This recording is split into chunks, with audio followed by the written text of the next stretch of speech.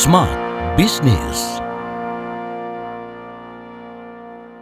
Halo Smart Listener, selamat datang dalam podcast Smart Business. Tasya Rustama kali ini akan menemani Anda berbincang di kesempatan kali ini yang Tasya pengen panggil Anda, para penyuka aksesoris maupun sepatu. Para wanita, pria, boleh bergabung. Karena di kesempatan kali ini Tasya punya tamu spesial, Mas Fandi Adrianus, selaku CEO Vivinici. Halo Mas Fandi. Halo Tasya. Gimana kabarnya? Alhamdulillah baik.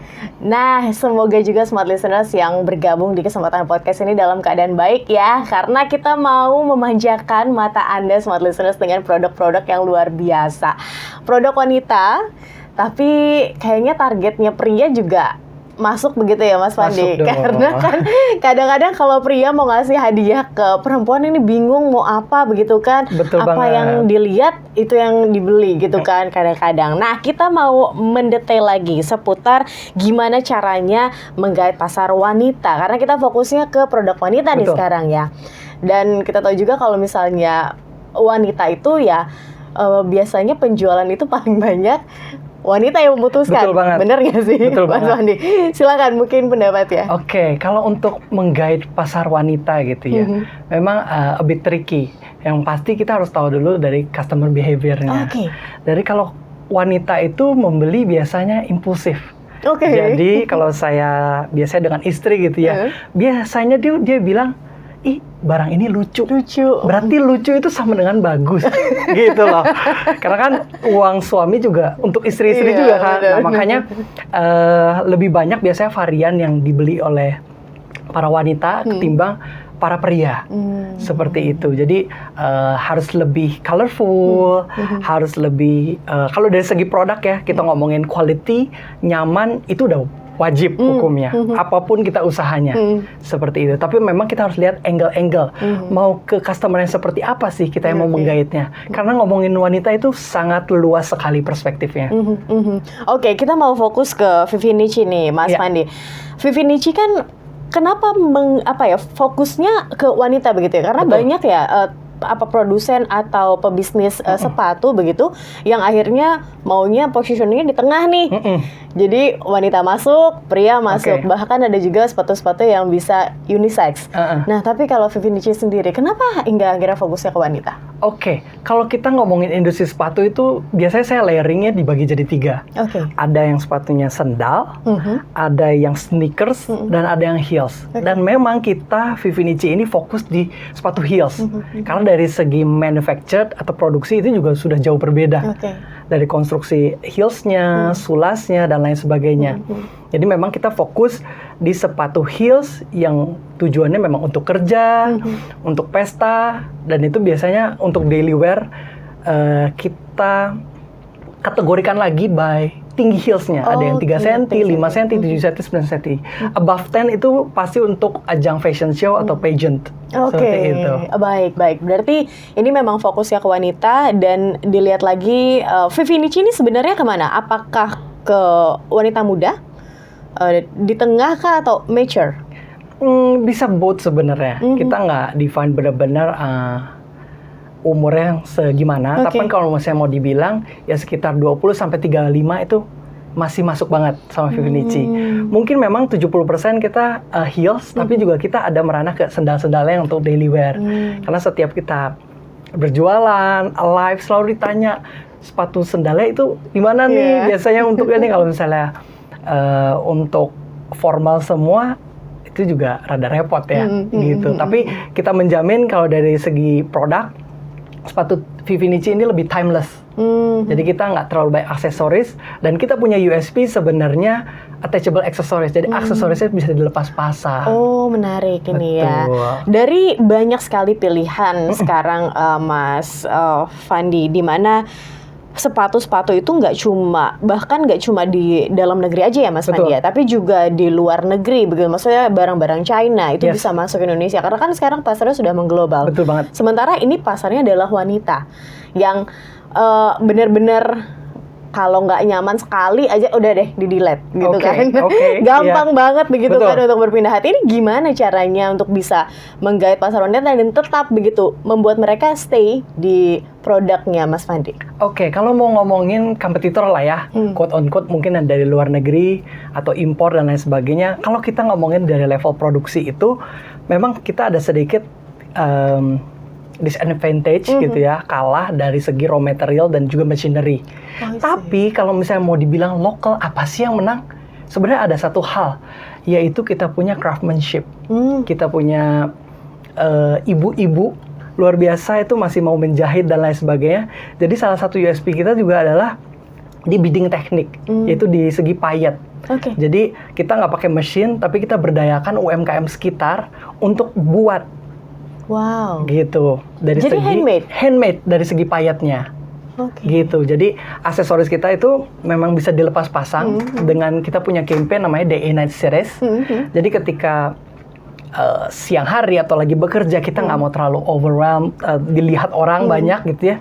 Jadi biasa aja. Tapi ketika malam mau ada pesta, mau ada show lah, atau mau ketemu hangout, party gitu sama teman-teman, langsung aja dipakai aksesorisnya, tampilan looknya udah 180 derajat.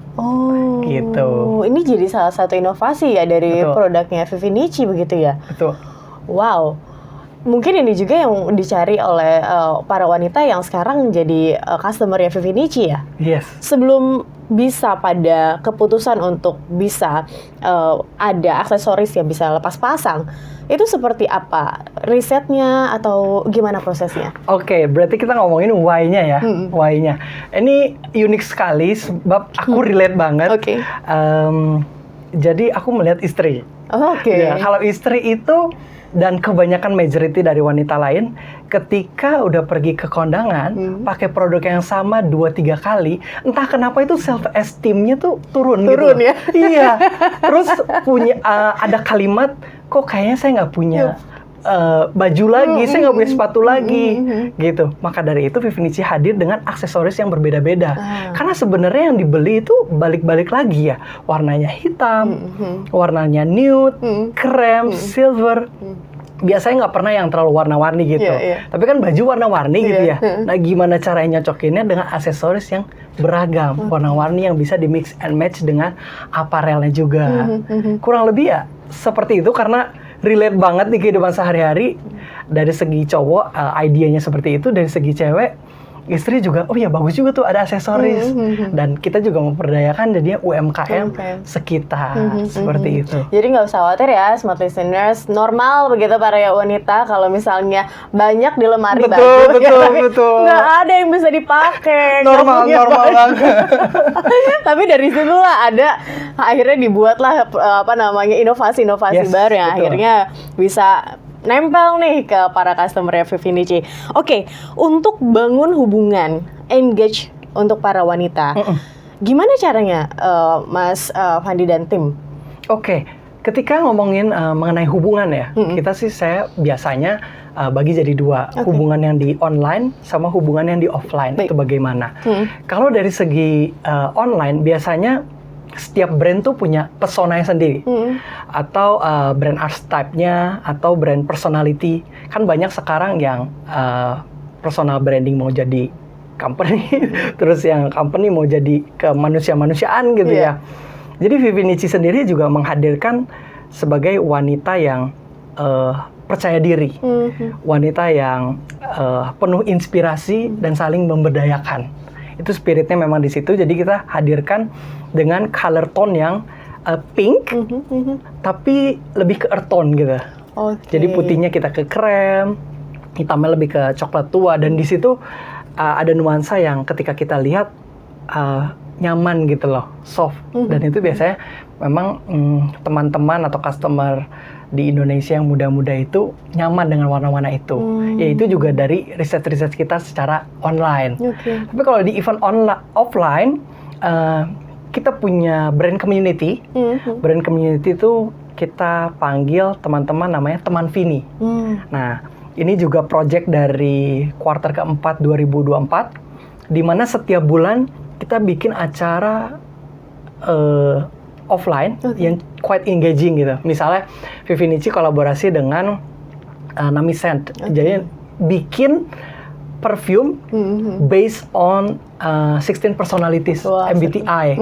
Nah, itu pokoknya kuncinya ada kalau activity-nya lucu, activity-nya seru, biasanya engaging. Itu juga ada bikin merangkai bunga bersama, decoration cake, terus ada color analysis, dan so many much more activity yang akan kita lakukan. Dan salah satu yang mau di-spill di bulan Maret ini kita udah buka puasa bersama sekaligus make up. Wow, gitu. Seru ya. Berarti untuk ngebangun engage dengan para customer tadi nggak cuma online ya, tapi juga offline itu ada activity-nya. Yes, ada activity-nya. Untuk ngehubungin dari online ini ke offline, apakah ada trik tertentu dari Vivinici atau seperti apa? Sebenarnya kalau sekarang dari 2020 sampai sekarang, Vivinici kan memang fokusnya di online store. Malah teman-teman kita banyak banget yang nanya, di mana nih offline store dan lain sebagainya. Jadi memang kita masih planning untuk membuka offline store soon to be yang pastinya. Amin. Dan kita akan step up ke pop-up market dan juga activity offline store yang seperti tadi, community base. Jadi di community base itu kita appreciate teman-teman yang udah loyal dengan kita, dan saya tidak ingin hanya berhenti di hubungan transaksional aja, tapi saya pengen lebih kenal customer Vivinici yang loyal. Yuk boleh jadi teman Vini, langsung gabung aja lihat aja di sosial media kita. I see. Itu berarti penting ya untuk brand bisa bertahan begitu ya kan, smart listeners, dari online yang tadi kita nggak kenal gitu kan, Mas Fandi. Ini siapa pembeli kita? Yang penting udah kejual aja begitu kan. Tapi kita mau tahu wajah-wajahnya, minatnya kemana. Itu juga yang bisa dijadikan base untuk riset begitu ya. Betul. Kebutuhan customer begitu. Betul. Oke, I see.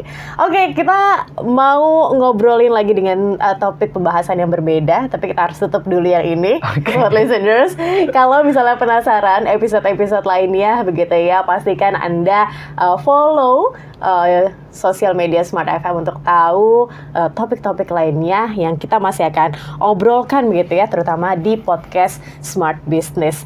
Dan akhir kata, saya Tasya Rustama dan Mas Fandi Andrianus. Beliau adalah CEO Vivinici. Smart listeners, kami pamit undur diri. Terima kasih dan sampai jumpa. Terima kasih. Smart Business. Lead you better.